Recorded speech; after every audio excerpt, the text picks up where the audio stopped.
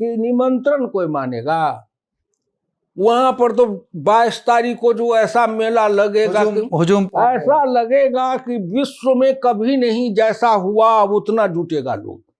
हम उस भूमि से है जहाँ सीता माता का जन्म हुआ, जहाँ दशरथ नंदन राम का विवाह हुआ। तो दुनिया बाने के लिए तो भगवान है, हमारे लिए तो राम जी जमाई जी है ना। हम तो उनको 10 गाली सुना देते हैं तो हमारी गाली पर हंसने लगते हैं। आज जो कुरान और बाइबल जानने वाले, गीता की भी सर्वांग व्याख्या करने वाले हों, जिनको ये पूर्णता हो, ऐसे लोग बैठे और उसमें निकाल के बतावे कि गीता में किसी धर्म, सनातन धर्म, हिंदू धर्म, वैदिक धर्म, कोई किसी धर्म के बारे में गीता में कहीं है कुछ क्या?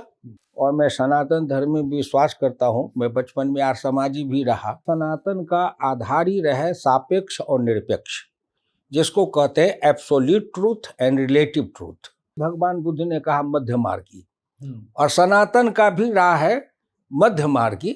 निर्गुण जैसा है वैसा ही सगुण नहीं बन सकता है। जीवन में 3 चीज होना चाहिए, एक संत, एक ग्रंथ और एक पंथ। बड़े बड़े बड़े दुर्लभ लोग होते हैं जो उस सगुण रूप में उसको पहचान पाते हैं। सदेह में जो विदेह होकर के राज चलाया, वैसा तो पृथ्वी पर कोई हुआ नहीं। लोहिया कहते थे कि ये दक्षिण पंथ और वाम पंथ तो निरर्थक शब्द है, इसके कोई मतलब नहीं है। असली शब्द है नरम और गरम। जैसे नरेंद्र मोदी अभी कहते हैं रिफॉर्म, परफॉर्म एंड ट्रांसफॉर्म, ये है गरम पंथ। डॉक्टर लोहिया कहते थे धर्म दीर्घकालीन राजनीति है और राजनीति अल्पकालीन धर्म है। धर्म का काम है, धर्म का भी वर्तमान में, अच्छाई की प्रशंसा करो, अब बुराई की निंदा करो। राजनीति का काम है कि बुराई की निंदा करो और बुराई से लड़ो। आज नरेंद्र मोदी जो कुछ कर रहे हैं, अगर लोहिया के उस नीति के आधार पर गलत होगा तो मैं क्षमा याचना कर लूंगा। लोहिया ने कहा कि राम, कृष्ण और शिव ये भारत के जन जन के देव हैं और कन कन में रमे हुए हैं। जो कोई इस त्रिदेव को उखाड़ना चाहेगा वो स्वयं भारत की मिट्टी से उखड़ जाएगा। लेकिन इस अष्टजाम होता है या सुंदरकांड का पाठ होता है, उसमें भारतीय जनता पार्टी के लोग भी सम्मिलित होते हैं, तो यह हवा बनाई जाती है कि भाजपा करा रहा है। भाजपा नहीं करवा रहा है, जगत में व्याप्त हो रहा है। उस राम के नाम में लोग लगे हुए हैं, उस लोग में भाजपा का भी लोग शामिल हो रहा है। मातृभूमि का मतलब पितृभूमि क्यों नहीं कहा? पिता भी तो है, माता भी है, तो इसलिए नहीं कहा कि पिता तो बदल सकते हैं लेकिन माता कभी बदल नहीं सकती या न बदली जा सकती है। जो यहाँ भारत के नागरिक तो बन सकते हैं, नागरिकता मिल सकती है, लेकिन भारत की भारत उनकी मातृभूमि नहीं हो सकती है। अगर विदेश से कोई आ जाए और भारत की नागरिकता ले ले तो उनको इस भारत की मातृभूमि उनकी नहीं होगी। राजनीति के विरोध का आधार, लोहिया का कहना था कि राजनीति में विरोध का आधार होना चाहिए नीति, कि तुम अपनी नीति बताओ और मेरी नीति अगर खराब है तो मेरी नीति आलोचना करो, काटो।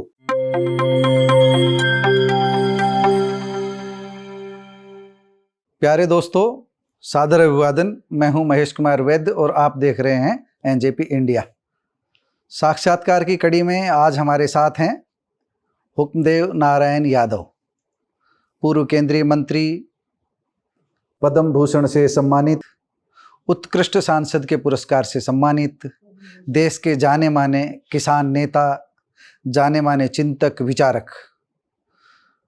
जब हमने एनजेपी इंडिया की शुरुआत की थी तब इनसे एक बार बात की थी। आज वर्ष 2024 के शुभारंभ में हम इनसे विभिन्न विषयों पर बात करेंगे। सबसे पहले इनसे सामान्य सॉफ्ट बातें करते हैं। आपकी दिनचर्या कैसे बीतती है, उन विषयों पर हम बात करेंगे। तो आपका हुक्मदेव नारायण जी, आपका अभिवादन है एनजेपी इंडिया की टीम की तरफ से। नववर्ष की आपको हार्दिक शुभकामनाएं। बहुत बहुत धन्यवाद। सबसे पहले हम ये जानना चाहते हैं कि जब संसद जाना होता था तब बहुत ज़्यादा व्यस्तता रहती होगी, अब संसद नहीं जाना होता, मधुबनी से कैसे जुड़ाव रखते हो, दिल्ली में कैसे दिनचर्या रहती है? अपनी दिनचर्या के बारे में संक्षिप्त में बताएं थोड़ा सा हमारे दर्शकों। देखिए, मूल रूप से मैं हूँ किसान, गांव का। जी। तो जो बचपन में से लेके और एमएलए बनने तक यात्रा में 40 से लेके और 67 में मैं एमएलए बना और 39 में जन्म है। तो इतने बीच में जो गांव में रह करके जो हमारी दिनचर्या थी वही हमारा संस्कार बना। कहीं भी रहते हैं तो वही उसी समय 4:30 से 5 बजे तक में उठना, अपने नित्य क्रिया जो होते हैं निवृत्त करना, कुछ भगवान का भजन करना, पूजा करना, पाठ करना, अपनी जो भारतीय संस्कृति है। और मैं सनातन धर्म में विश्वास करता हूँ। मैं बचपन में आर्य समाजी भी रहा, लेकिन इस सब के बावजूद भी मैं आर्य समाज के साथ साथ सनातन में भी विश्वास करता हूँ। दोनों। एक आर्य समाजी, एक आप शुरुआत में भारतीय जनता पार्टी के गठन से पहले उन दलों में थे जिन्हें धर्मनिरपेक्ष कहा जाता है। आज भी वो धर्मनिरपेक्ष खुद को बताते हैं और भाजपा को धर्मनिरपेक्ष की श्रेणी में नहीं रखते। उसके बाद धर्मनिरपेक्ष दल छोड़ करके भाजपा में एंट्री होती है और हिंदू दर्शन के एक ठोस पैरोकार के रूप में हुक्मदेव नारायण यादव सामने आते हैं। कैसे तालमेल बिठाया, कैसे समन्वय किया? असली बात देखिए, जो लोग बोलते हैं उनको निरपेक्षता और सापेक्षता के दर्शन का पहले ज्ञान नहीं है। भारतीय दर्शन में जो हमारा दर्शन शास्त्र है, दर्शन, खट दर्शन, उस दर्शन का आधार, सनातन का आधार ही रहे सापेक्ष और निरपेक्ष, जिसको कहते हैं absolute truth and relative truth. तो जब कभी भी हम पूर्ण रूपेण से निरपेक्ष हो ही नहीं सकते हैं और न पूर्ण रूपेण से हम भी सापेक्ष हो सकते हैं, क्योंकि जब इस संसार में हम हैं तो यह संसार में सापेक्षता और निरपेक्षता दोनों के साथ मध्य मार्ग पे चलना पड़ता है। इसीलिए भगवान बुद्ध ने कहा मध्य मार्गी, और सनातन का भी राह है मध्य मार्गी, कि तुम समय के अनुसार, परिस्थिति के अनुसार, भगवान कृष्ण ने गीता में इसलिए कहा, हे अर्जुन, देशे काले चौपात्रे, कि देश माने जहाँ हो उस जगह के देश को देखो, देश का भूगोल देखो, देश की प्रकृति देखो, जलवायु देखो, मिट्टी देखो, पानी देखो। काल माने समय, जा रहा है कि गर्मी है कि क्या है, कैसी है, सो देखो।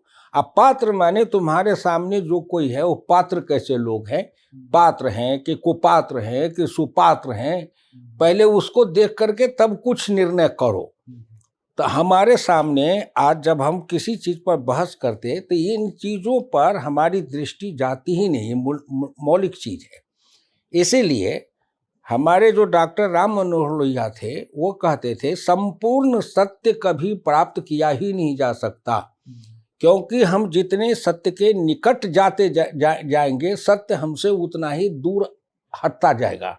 हम संभव बराबरी की बात करते हैं, संभव, जी। संभव कि जितना संभव हो सकता, समता, चाहे नर नारी की हो, चाहे आर्थिक हो, सामाजिक हो, राजनीतिक हो, किसी तरह हो, उसमें हम संभव, कितना तक संभव हो सकता है, पूर्ण नहीं हो सकते हैं। तो कोई चीज जो है, सिद्धांत जो होता है, वह सिद्धांत है जिसको कहते हैं निर्गुण, निरपेक्ष। लेकिन सिद्धांत को जब कार्यक्रम में बांधते हैं तो होता है सापेक्ष, और वो होता है सगुण। तो निर्गुण जैसा है वैसा ही सगुण नहीं बन सकता है, और सगुण जो कुछ है उसको वैसा ही निर्गुण बनाना चाहे तो हो ही नहीं सकता है, क्योंकि यहाँ सगुण है वहाँ निर्गुण है, यहाँ गुण है वहाँ गुण नहीं है, यहाँ गुण, यहाँ सगुण है, गुण है लेकिन वह सगुण है, ठोस है, और वहाँ निर्गुण है, गुण है लेकिन वो निर्गुण है, ठोस नहीं है, वो व्यापक है। चलिए, हम सगुण और निर्गुण दोनों भक्ति की धाराओं को थोड़ी देर के लिए अलग रखते हैं। अभी आपका साक्षात्कार शुरू करने से पहले हम देख रहे थे, आप पूजा कर रहे थे, पाठ भी किया है, तो आपकी दिनचर्या में मैं समझता हूँ ये शामिल ही होगा। तो पूजा और पाठ दोनों ही, आप घंटी काफ़ी देर तक जो है घंटी से ध्वनि जो है वो प्रसारित भी हो रही थी, ध्वनि निकल भी रही थी। इसे किस रूप में देखते हैं? खुद को जैसे सनातनी आप बता रहे हैं कि मैं सनातन में आस्था रखता हूँ, सनातन में पूजा घंटी ध्वनि से जो स्पंदन जो निकल रहा है उसको लेकर के हुक्मदेव नारायण यादव क्या समझते हैं, क्या सोचते हैं, क्या इसको जस्टिफाई करेंगे, कैसे, कितना जरूरी है? देखिए, गीता में भगवान कृष्ण ने जो कहा है, ज्ञान कांड और कर्म कांड, ज्ञान और कर्म, तो सनातन में ज्ञान और कर्म दोनों का समन्वय किया गया है। समन्वय, तो ये जो हम करते हैं ये कर्म है, कर्म कांड। कर्म माने हम उतनी देर तक कर्म करते हैं, भगवान के पूजा करते हैं, फिर बैठ करके ग्रंथ है, तो जो हमारे ग्रंथ हैं उसमें से जो भी ग्रंथ हो पाठ करते हैं, क्योंकि महर्षियों का कहना है, हमारे संतों का, कि जीवन में 3 चीज होना चाहिए, एक संत, एक ग्रंथ और एक पंथ। ये 3 हर मनुष्य को चयन करना चाहिए कि उसका पंथ माने राह क्या होगी, ग्रंथ माने उस किस ग्रंथ में उस विश्वास ज्यादा है उसको पाठ मानेगा ये अपना, हाँ, और एक संत होना चाहिए। संत माने आदर्श, संत माने रूपधारी नहीं, संत माने आदर्श। लेकिन जब हम बात करते हैं वैदिक धर्म की, वेदों की बात करते हैं, 4 वेद, 6 शास्त्र, 18 पुराण, इन सब की बात करते हैं, अब मैं पुराणों को अलग कर रहा हूँ, मैं वेद की बात कर रहा हूँ, तब देखते हैं वो कर्म कांड के विरोध में खड़े होते हैं। वो सिर्फ हवन यज्ञ को तो मानते हैं, इससे आगे वो नहीं जाते हैं, इससे आगे वो कहते हैं कि ये सब अंधश्रद्धा है, अंधविश्वास है। इस वैदिक परिप्रेक्ष्य में आप कैसे जस्टिफाई करेंगे अपनी पूजा को? जो एक बात देखिए, महर्षि दयानंद सरस्वती जी ने कहा, लेकिन ये जो यज्ञ करते हैं, हवन करते हैं, वो भी कर्म कांड है। हाँ, मैं सहमत हूँ, वो भी कर्म कांड है, क्योंकि कर्म करते हैं। और हम जो अग्नि में जो मंत्र से हवन देते हैं, आहुति देते हैं, और उसमें जो सामग्री है, तो हम कहते हैं ये हवन में जो सामग्री के साथ हम आहुति देते हैं, इससे धुआं निकलता है, इससे पर्यावरण शुद्ध होता है, तो ये कर्म है पर्यावरण को शुद्ध करने के लिए। फिर उसमें हम मंत्र बोलते हैं, अब मंत्र से आहुति देते हैं गायत्री मंत्र से, तो गायत्री मंत्र का जो अर्थ है उस अर्थ को हम समझ के आहुति देते हैं। एक दूसरा, हम विवाह पद्धति है आर्य समाज की, तो उनके विवाह का जो पद्धति है अलग है। फिर उनके मृतक कर्म के लिए जो 16 संस्कार का जो महर्षि दयानंद के किताब है 16 संस्कार, 16 संस्कार को मैंने पढ़ा, तो ये संस्कार भी 16 संस्कार भी किसी न किसी रूप में समुल्लास में अपनी व्याख्या की, कर्म ही है। लेकिन उनके कर्म करने की दृष्टि अलग होती है। वो कहते हैं कि ये जो करते हैं, सनातनी पूजा करते हैं, ईश्वर का मूर्ति का करते हैं, ये इनकी दृष्टि अलग है। लेकिन मूल रूप में अब जाके जाएं, मूल तो एक ही शब्द में मैं कहूंगा, हाँ, जो तुलसीदास जी ने रामचरितमानस में कहा, निर्गुण रूप सुलभ यति सगुण जान नहीं कोई। अब इसका अर्थ लोग लगावे कि निर्गुण रूप सुलभ हति सगुण जान नहीं कोई। निर्गुण रूप तो सुलभ है, कन कन में भगवान है, सिया राम में सब जग जानी, करो प्रणाम जोर जुग पानी। और अगर हम कहे कि महर्षि वैद वही राम है, तो लोग कहेगा कैसे आप कह सकते हैं कि राम है? क्योंकि अगर मैं गलत नहीं हूं तो तुलसीदास जी ने जो सार दिया था उसमें कि राम एक तापस त्यतारी, नाम कोटिखल कुमति सुधारी, कि राम नहीं है, दशरथ पुत्र नहीं है, राम का जो नाम है, ये निर्गुण की जो धारा है, उसने कोटि खल करोड़ों मूर्खों की बुद्धि सुधार दी, उनको बदल दिया। तो जो निर्गुण धारा है वो भी है उसमें, सगुण धारा भी है वो भी है उसमें, जो है आप यही कहना चाह रहे हैं? नहीं जी, निर्गुण रूप सुलभ यति जी, सगुण जान नहीं कोई जी। अब निर्गुण रूप ईश्वर का है, उस राम जब आए सगुण रूप में, तो राम ही को बहुतों ने कहा कि ईश्वर है, बहुतों ने कहा कि ईश्वर का ऐसा होता है। कृष्ण आए, निर्गुण रूप सुलभति, निर्गुण में के आधार पर कृष्ण को देखते हैं हम। आज जब सगुण में कृष्ण आते हैं तो किसी के बेटा है, किसी के पोता है, किसी के नाती है, तो सगुण रूप में आ गए तो लोग तो उसी रूप में देखेगा, उसी रूप में देखेगा। इसीलिए तुलसीदास जी ने कहा कि निर्गुण रूप सुलभ हति, सगुण जान नहीं कोई। कि ये ब्रह्म भी ईश्वर भी जब सगुण रूप में आते हैं तो उनको पहचानने में बड़े बड़े लोगों को भ्रम हो जाता है। आप जो है जो अवतारवाद की जो बातें हैं उनको सही ठहरा रहे हैं। प्रभु सगुण रूप में आते रहे हैं, आते रहेंगे, ये कहना चाह रहे हैं। वो तो निरंतरता है, निरंतरता है। वो प्रभु आते नहीं रहे हैं। प्रभु तो सर्वत्र व्याप्त है, सरजिम में प्रभु हैं, लेकिन वो विशेष काम के लिए किस रूप में आते हैं वो पहचानना लोगों के लिए कठिन हो जाता है। बड़े बड़े बड़े दुर्लभ लोग होते हैं जो उस सगुण रूप में उसको पहचान पाते हैं, नहीं तो कोई पहचान नहीं पाएंगे। तो आप जब मधुबनी जाते हैं अपनों के बीच, तो क्या ये ज्ञान चर्चा इस तरह की चलती रहती है वहाँ? अभी तो बिल्कुल फुर्सत में रहते होंगे आप, खेत खलियान में जाते होंगे, उनके बीच इस तरह की चर्चाएं सब दिन होती रहती है। सब दिन होती है। क्योंकि जब मैं राजनीति में था, जिस भूमि में था, वो भूमि तो ज्ञान और कर्म की महाभूमि है। मिथिलांचल की भूमि राजा जनक विदेह की भूमि है। सदेह में जो विदेह होकर के राज चलाया वैसा तो पृथ्वी पर कोई हुआ नहीं। हम उस भूमि से है जहाँ सीता माता का जन्म हुआ, जहाँ दशरथ नंदन राम का विवाह हुआ। तो दुनिया बाने के लिए तो भगवान है, हमारे लिए तो राम जी जमाई जी है ना। हम तो उनको 10 गाली सुना देते हैं तो हमारी गाली पर हंसने लगते। चलिए अब सीधे जमाई जी का मंदिर बनने जा रहा है, 22 तारीख को जो है उसका उद्घाटन होने जा रहा है। अब जो आप एक गंभीर विषय की जो चर्चा हम करने जा रहे हैं वो राम मंदिर की है। किस दृष्टिकोण से आप देखते हैं राम मंदिर का बनना? 496 साल के बाद, 496 साल का संघर्ष है इसके साथ, और प्रधानमंत्री नरेंद्र मोदी का उद्घाटन के लिए पहुंचना, इन दोनों को मिलाकर के आप जब देखते हैं तो क्या इसके बारे में कहना चाहेंगे? देखिए, यहाँ जो एक है जिसको कहते हैं वामपंथी, लेफ्ट लिबरल, अपने को कहते हैं वामपंथी, और एक जो है उनको वो कहते हैं कि ये दक्षिणपंथी है। भाजपा आ गई, भाजपा को दक्षिणपंथी हैं। लेकिन हम जिस धारा से, हम संघ के स्वयं सेवक रहते हुए और हम डॉक्टर राम मनोहर लोहिया के विचार से प्रभावित थे, तो लोहिया कहते थे कि ये दक्षिण पंथ और वाम पंथ तो निरर्थक शब्द है, इसके कोई मतलब नहीं है। असली शब्द है नरम अगरम। नरम अगरम, कि किसी विषय पर कोई नरम सोचता है और किसी विषय पर कोई गरम सोचता है। जैसे नरेंद्र मोदी अभी कहते हैं रिफॉर्म, परफॉर्म एंड ट्रांसफॉर्म, ये है गरम पंथ। इसको समझने वाले जल्दी नहीं समझेंगे क्योंकि थ्योरी पढ़े ही नहीं है। रिफॉर्म, परफॉर्म एंड ट्रांसफॉर्म, ये है गरम पंथ। कि सुधार करो, परिवर्तन रूपांतरण करो।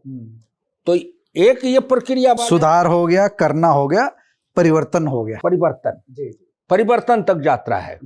दूसरा, डॉक्टर लोहिया कहते थे धर्म दीर्घकालीन राजनीति है और राजनीति अल्पकालीन धर्म है। ये दूसरा कहते थे कि दोनों पथ भ्रष्ट हो जाता है तब फिर विकृति आ जाती है। धर्म का काम है, धर्म का भी वर्तमान में, अच्छाई की प्रशंसा करो, अब बुराई की निंदा करो। राजनीति का काम है कि बुराई की निंदा करो और बुराई से लड़ो। लोहिया कहते थे कि पूरा तब होगा, धर्म का काम होगा कि अच्छाई करो और बुराई से लड़ो, निंदा मत करो, अच्छाई करो, खड़ा होना पड़ेगा, अच्छाई करो और बुराई से लड़ो। और राजनीति का काम होगा बुराई से लड़ो और अच्छाई को करो। तो केवल बुराई करो और बुराई को गाली दो, बुराई को कहो, उससे नहीं, फिर अच्छाई को करो। तो आज मान लो राजनीति में अच्छाई करने का जो ग्रहण करने का है वो युग नहीं है। अभी युग है केवल बुराई करने का, किसी का। अब किसी की हम बुराई करते हैं, क्यों? उसका कोई तार्किक कुछ नहीं। अगर हमको महेश भाई से घृणा है, इनका रंग नहीं पसंद है, इनका पहनावा नहीं पसंद है, तो इस कारण भी किसी का विरोध करता है। लेकिन राजनीति के विरोध का आधार, लोहिया का कहना था कि राजनीति में विरोध का आधार होना चाहिए नीति। कि तुम अपनी नीति बताओ और मेरी नीति अगर खराब है तो मेरी नीति आलोचना करो, काटो, इसके विकल्प में बताओ कि ये इनकी राह ये गलत है और ये विकल्प है। आप बताइए अपना। हाँ, तो विकल्प तो बताते नहीं, केवल गाली देते हैं कि साहब हुकुम देव जी पूजा करते हैं वो गलत है, तो हम पूजा करते हैं गलत, ये राम मंदिर बनाते हैं, तुम बता ना क्या करेंगे। दूसरी एक बात और मार के कह दूंगा जी जी, कि मैं संपूर्ण विश्व के जो अपने को लेफ्ट लिबरल कहते हैं या समाजवादी जो तथाकथित, जी जी, ये तथाकथित लोगों से कहता हूं कि डॉक्टर लोहिया समाजवादी थे, सोशलिस्ट इंटरनेशनल में उनकी पहचान थी, गांधी के प्रति उनकी अटूट आस्था थी। इसमें दो नाम जोड़ दोगे, मुलायम सिंह यादव और अखिलेश यादव की साथ साथ व्याख्या कर दोगे? स्वतंत्रता सेनानी थे जी, स्वतंत्रता सेनानी थे। स्वयं उन्होंने कहा कि न मैं मार्क्सवादी हूं न मैं गांधीवादी हूं, लेकिन यह अलग बात है कि मेरे व्यक्तिगत जीवन पर गांधी के विचार का सबसे अधिक प्रभाव है, ये उन्होंने कहा। उन्होंने ही किताब लिखी थी राम कृष्ण शिव, और एक किताब है उनका असीमित मर्यादित उन्मुक्त व्यक्तित्व, और तीसरी किताब है कृष्ण, और चौथा है उनका रामायण मेला चित्रकूट में लगाना चाहते थे, उसके संबंध में उनके संकलन है। ये मैं सबको कहूंगा कि ये इतनी किताबों को पढ़ ले लोहिया को, और उसके आधार पर आज नरेंद्र मोदी जो कुछ कर रहे हैं, अगर लोहिया के उस नीति के आधार पर गलत होगा तो मैं क्षमा याचना कर लूंगा। करने का तरीका समय के अनुसार अलग अलग मतलब ये है, राम मंदिर का जो निर्माण हो रहा है, नरेंद्र मोदी जो उसका उद्घाटन करने पहुंच रहे हैं, ये सारे के सारे नीतिगत फैसले हैं। लोहिया ने भी अपने ग्रंथों में इस तरह के कर्तव्यों का समर्थन किया है। लोहिया ने कहा कि राम कृष्ण और शिव ये भारत के जन जन के देव हैं और कन कन में रमे हुए हैं। जो कोई इस त्रिदेव को उखाड़ना चाहेगा वो स्वयं भारत की मिट्टी से उखड़ जाएगा, लेकिन राम कृष्ण और शिव जी जी, ये त्रिदेव भारत के जन जन के देव हैं, कन कन के देव हैं। जो इस त्रिदेव को उखाड़ना चाहेगा वो स्वयं उखड़ जाएगा। तो राम अयोध्या हो गए, राम जन्मभूमि हो गई, कृष्ण मथुरा हो गए, और काशी वाराणसी हो गई, शिव हो गए। इसके बाद तो सब शांति होनी चाहिए, इसके बाद तो विराम लगना चाहिए। अब सुनिए जी, शांति कहाँ होगी, विराम कहाँ होगा जी। डॉक्टर लोहिया ने कहा कि बाबर परदेसी जालिम है और औरंगजेब देशी जालिम है। तो ये जितनी संकट का समय है जो हो रहा है, वो औरंगजेब के समय में ही जहां कहीं भी मंदिर थे, औरंगजेब का एक ही लक्ष्य था कि जहां कहीं इनके मंदिर हैं, इन मंदिरों को ध्वस्त करो, या तो ध्वस्त करके वहां पर कुछ और बना लो, नहीं तो उनको ध्वस्त करते चलो। मैं कल वामपंथियों के इतिहास के बारे में ही कल पढ़ रहा था, किसका शायद राजीव का लेख था, कि राम जन्मभूमि को लेकर के वामपंथी इतिहासकारों ने बहुत सारे तथ्य छुपाए। जिस समय यहाँ पर जो रामलला की मूर्तियाँ जो पहले स्थापित की गई थी, उससे पहले का भी जो इतिहास था, पुरातत्व विज्ञों ने, सन मुझे ध्यान नहीं, जो पहले खोदाई यहाँ पर की गई थी, उसमें जो तथ्य सामने आए थे उनको छुपाया गया, ऐसा कल मैंने पढ़ा था एक जगह। पौराणिक तथ्य थे, ऐतिहासिक तथ्य थे, उन सबको देखें तो कांग्रेस के शासनकाल में खोदाई के दौरान जो प्रमाणित हो सकती थी बातें, उनको प्रमाणित नहीं करने दिया गया, और मोदी सरकार में अदालतों के सामने वही तथ्य सही परिप्रेक्ष्य में पहुंचे। आप कितने संतुष्ट हैं इस बात से? देखिए, राम जन्म भूमि पर जो खुदाई का काम हुआ, उसके जो प्रधान थे और उसमें सहयोगी जो एक मुसलमान थे, उन दोनों का दैनिक जागरण में दोनों के मंतव्य कई खंड में आए हैं जी जी, और उसी पर एक लेख भी उन्होंने लिखा। लेकिन उनके दोनों के जो विचार आए हैं, उसमें वो स्वयं जो मुस्लिम है, जब उन्होंने कहा है तो लगता है कि कितनी कितनी पीड़ाजनक है। हिंदुस्तान के लोगों को उस पीड़ा का एहसास करना चाहिए, उस मुसलमान की पीड़ा का। वो कह रहे हैं कि मुझे बताने नहीं दिया गया, मुझे बता, मैं बोला, जब मैं इसको बोला तो उसके कारण मुझे दंडित किया गया, दबा दिया गया, मेरी आवाज दबाई गई, अपमानित किया गया, बुला के उनको कहा गया कि तुमको हटा देंगे। तो उनको अपमानित किया गया, प्रताड़ित किया गया उस मुसलमान को, और वो सच को सामने ला रहा था कि भाई हम तो उनका कहना है कि न मैं हिंदू न मुसलमान, हम तो पुरातत्ववेता हैं, हमारा काम था इतिहास के सब सच्चाई को सामने लाना। तो हम जो सत्य था वो सत्य सामने ला रहे थे, लोगों को का बताया। अभी एक राम मंदिर को लेकर के भारतीय जनता पार्टी बैठक करती है, गांव-गांव, घर-घर तक राम मंदिर की इस उपलब्धि को पहुंचाने की कार्य योजना तैयार करती है। एक राजनीतिक दल की उपलब्धि है या अदालत के आदेश के आधार पर राम मंदिर बनने जा रहा है? अगर अदालत के आदेश पर बनने जा रहा है तो ये सर्व समाज की उपलब्धि है, सर्वदलीय उपलब्धि है, कानून की जीत है। भारतीय जनता पार्टी इसको अपनी जीत के रूप में क्यों देख रही है? देखिए, यहाँ पर लोगों की दृष्टि में फर्क है। भारतीय जनता पार्टी जब नहीं बनी थी, भारतीय जनता पार्टी या संघ जब तक संघ नहीं बना था, क्या उससे पहले इस देश के गांव-गांव में राम का नाम था या नहीं? घर घर अभी भी राम राम कहते? अभी नहीं।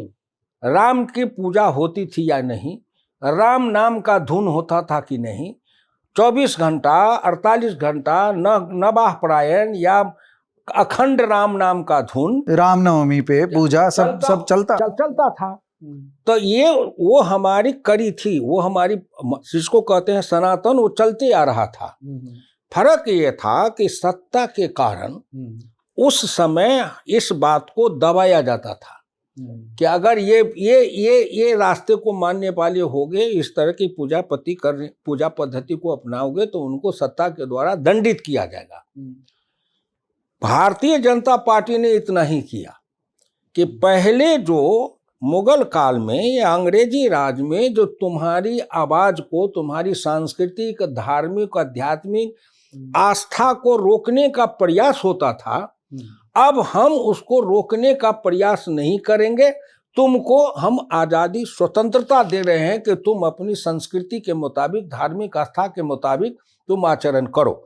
भारतीय जनता पार्टी के जो लोग हैं वो केवल भारतीय जनता पार्टी के ही लोग नहीं हैं, वो किसी जाति के हैं, किसी धर्म के हैं, किसी संस्कृति के हैं, किसी माँ बाप के संतान हैं, तो उनके अपने अलग अलग हैं। तो भारतीय जनता पार्टी के लोग अगर कहीं अष्टजाम होता है या सुंदरकांड का पाठ होता है, उसमें भारतीय जनता पार्टी के लोग भी सम्मिलित होते हैं, तो यह हवा बनाई जाती है कि भाजपा करा रहा है।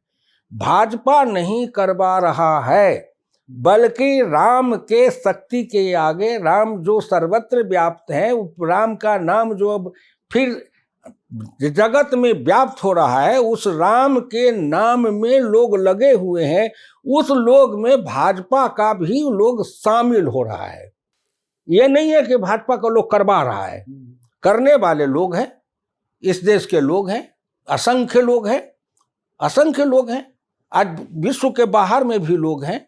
और अयोध्या में जो 22 तारीख को जो प्राण प्रतिष्ठा होने वाला है, तो आज ही सवेरे मैं बातचीत कर रहा था तो अपनी पत्नी से कह रहा था कि निमंत्रण कोई मानेगा?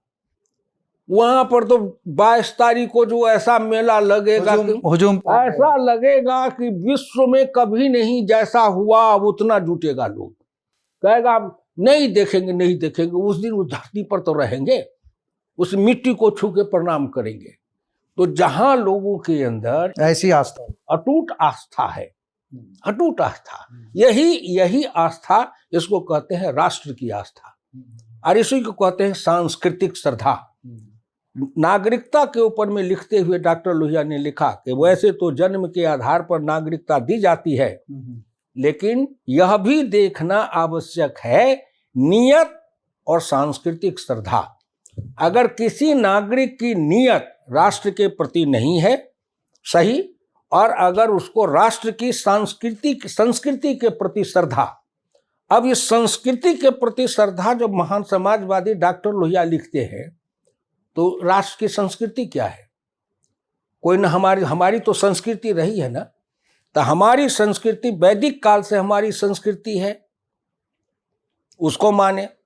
कि मुगल काल से हमारी संस्कृति बनी, उसको माने। कि अंग्रेज काल से हमारी संस्कृति बनी, हम उसको माने।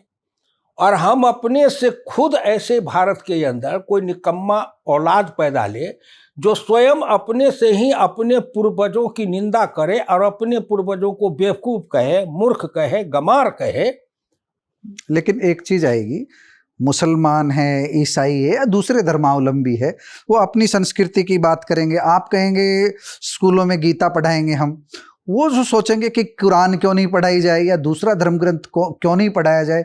इस तरह एक विवाद नहीं खड़ा होगा? सरकारी स्तर पर धर्म ग्रंथों को अलग रखा जाए, व्यक्ति पढ़ें अपने आप। स्कूलों में अगर हिंदू धर्म की कोई पुस्तक पढ़ाई जाती है, हिंदू धर्म ग्रंथ पढ़ाया जाता है, तो मुस्लिम, ईसाई, दूसरे धर्म ग्रंथ क्यों नहीं पढ़ाया जाए? इस सवाल का हम क्या जवाब दे पाएंगे? क्योंकि हम अपने सर्व समाज की बात करते हैं, सर्व धर्म संभाव की बात करते हैं। वैदिक संस्कृति में तो सबको सम्मान देने की बात है, उसकी बात करते हैं, तो उसको कैसे जस्टिफाई करेंगे?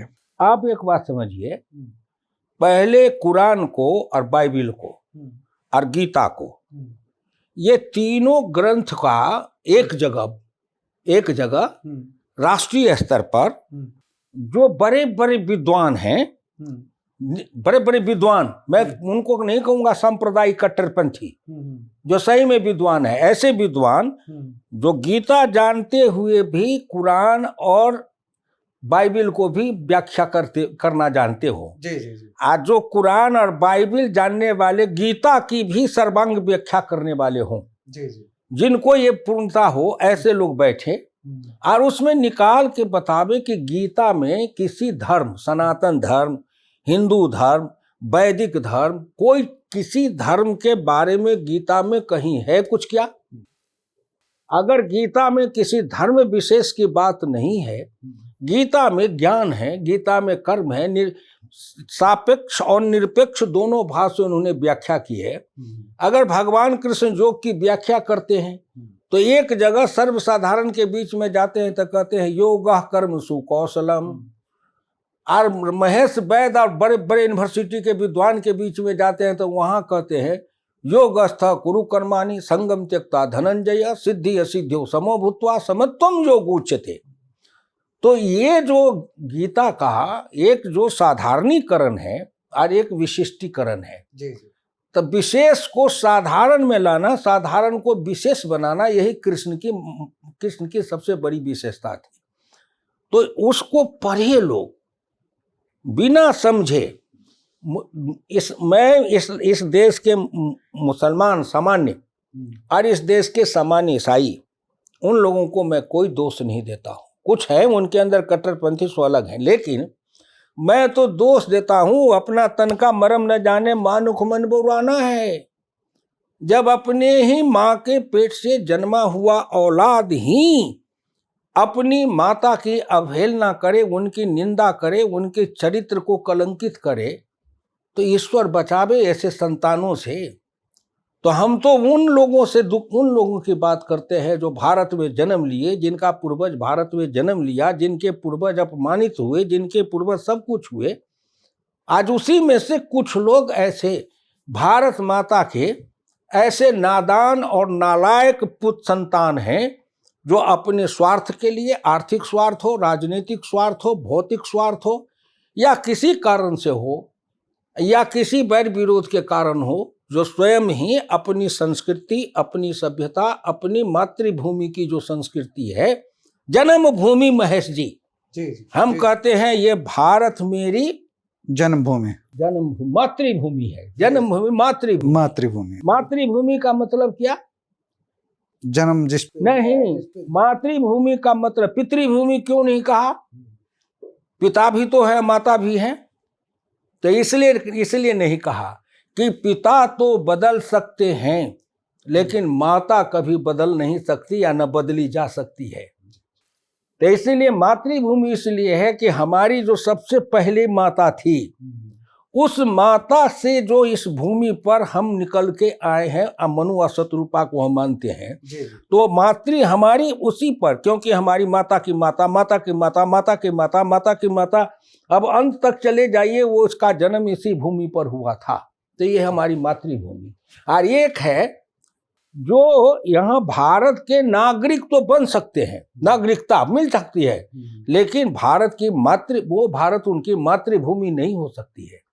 अगर विदेश से कोई आ जाए और भारत की नागरिकता ले ले, तो उनको इस भारत की मातृभूमि उनकी नहीं होगी। इसलिए हमारी मातृभूमि के जो संस्कार हैं, संस्कृति हैं, धर्म है, चरित्र है, व्यवहार है, वो नागरिकता लेने से नहीं हो सकता है। इसलिए लोहिया ने कहा था, नियत और राष्ट्र की संस्कृति के प्रति श्रद्धा। नियत नीति, हाँ, राष्ट्र नियत और नीति दोनों। राष्ट्र की संस्कृति के प्रति श्रद्धा। तो हमारी संस्कृति क्या है? हमारी संस्कृति, हम मानते हैं, डॉक्टर लोहिया इतिहास की आलोचना पर संसद में बहस किए, कि हम मानते हैं कि दुनिया में सबसे प्रथम ग्रंथ ऋग्वेद है, और ऋग्वेद के मंत्र की रचना सबसे लोहिया कह रहे हैं, समाजवादी हैं, इस पर बहस छेड़े उठाए हुए हैं लोकसभा में। वो आपने सभी बातें विस्तार से बताई है। एनजेपी के सभी दर्शकों को हम बता दें कि राम जन्मभूमि को लेकर के हुक्मदेव नारायण यादव ने अपना दृष्टिकोण बहुत साफ और सरल शब्दों में रखा है। ये राष्ट्र के प्रति एक समर्पण है, और प्रधानमंत्री जा रहे हैं, इसमें कुछ भी गलत नहीं है, क्योंकि वह राष्ट्र के प्रति समर्पित है। और जो मंदिर है वह भारतीय संस्कृति का प्रतीक है। इन्होंने भारतीय संस्कृति की व्याख्या बहुत अच्छे ढंग से समझाई है। इन्होंने किसी राजनीतिक दल की पुरानी मुखिया का, नई मुखिया का, या किसी सोनिया गांधी का नाम नहीं लिया है, लेकिन ये बताया है कि जिनकी जड़ें, जिनका जन्म भारत भूमि पर हुआ है, उनके भीतर भारत के प्रति, भारत की संस्कृति के प्रति जो भाव होंगे, वह विदेशी संस्कृति में पले बड़े व्यक्ति से कहीं अधिक गहराई तक होंगे। यही इन्होंने समझा है। आपने हमको समय दिया, आपका बहुत बहुत धन्यवाद। धन्यवाद, धन्यवाद। चलिए।